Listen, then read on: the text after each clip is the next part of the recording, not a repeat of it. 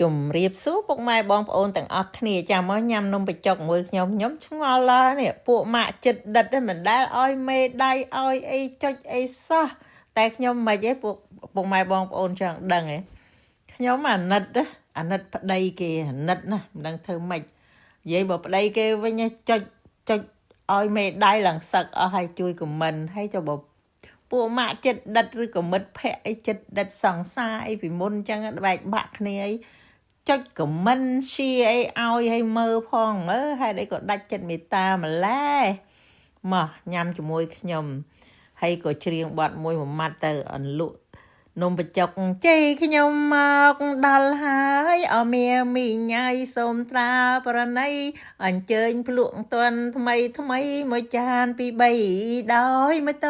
ងអើយអន្លក់ស្រងក្លឹបនាងប្រលិតរំចង់រីកស្រអត់ចេញទេអើយបានតែប៉ុណ្្នឹងទេមកញ៉ាំមួយខ្ញុំហើយអ្នកស្រុកខ្មែរប្រហែលជាពឹងតែលងលក់អស់ហើយមើលទៅបើចំ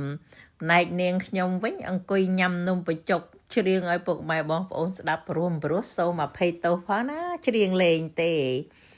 លហើយតើពុកម៉ែបងប្អូនកំពុងតែធ្វើអីថ្ងៃនេះគឺថ្ងៃអីចេះថ្ងៃពុធទេថ្ងៃពុធឥឡូវលីសាកាយនំបញ្ចុកដូចអត់របបពីកាលណាមកអញ្ចឹងយ៉ាប់ឲ្យមួយមាត់ហើយញ៉ាំហើយនិយាយតែនំហ្នឹងមាននំបញ្ចុកឯងគឺបញ្ចុកខ្លួនឯងកុហកខ្លួនឯងហើយមើលមាត់ឥឡូវយើងគិតដល់ម៉េចក្នុងនេះហ្នឹងតែនំបញ្ចុកនេះឆ្ងាញ់ណាស់ម្ដាយមីងធ្វើទេខ្ញុំមិនបានធ្វើទេខ្ញុំគ្រាន់តែអង្គុយចាំញ៉ាំតែឥឡូវញ៉ាំមកកាយញុកដូចអត់របបពីកាលណាមកចឹងហើយសប្តាហ៍ថ្ងៃនេះធ្វើការផងលក់បន្លែផងបើពុកម៉ែបងប្អូនពេញចិត្តចង់ទិញបន្លែនាងខ្ញុំអញ្ចឹងមាននៅក្រោយផ្ទះនៅមុខផ្ទះ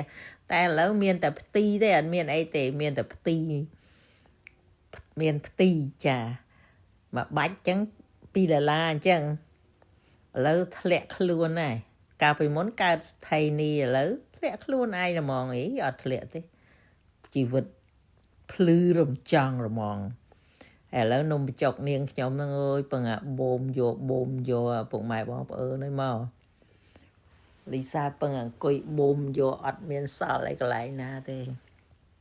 ចង់និយាយអ្វីក៏មិនដឹងថានិយាយអីទេតែនិយាយឲ្យពុកម៉ែបងប្អូនមើលនាងខ្ញុំញ៉ាំអញ្ចឹងទៅឲ្យមើលថាចុះមកញ៉ាំច្រើនមើលមកអាចឃ្លានស៊ីអញ្ចឹងស៊ីដែរអីសាហាវស៊ីញ៉ាំឆ្ងាញ់មែនមិនមែនកុហកទេមិនមែននំកុហកទេតែគេហៅនំបញ្ចុកហ្នឹងមិនបានបញ្ចុកទេយើងបញ្ចុកខ្លួនឯងចាឥឡូវមើលណាអូកាយបូមយកឥឡូវយើងគិតមិនហើយនិយាយដើមរឿងបង Facebook តិចចោះចង់បានបត់ថាលក់នំបញ្ចុកហ្នឹងក៏អត់ឲ្យដែរសាហាវរមងអត់ឲ្យយើងទេថាមិនឲ្យចូលទេអារឿង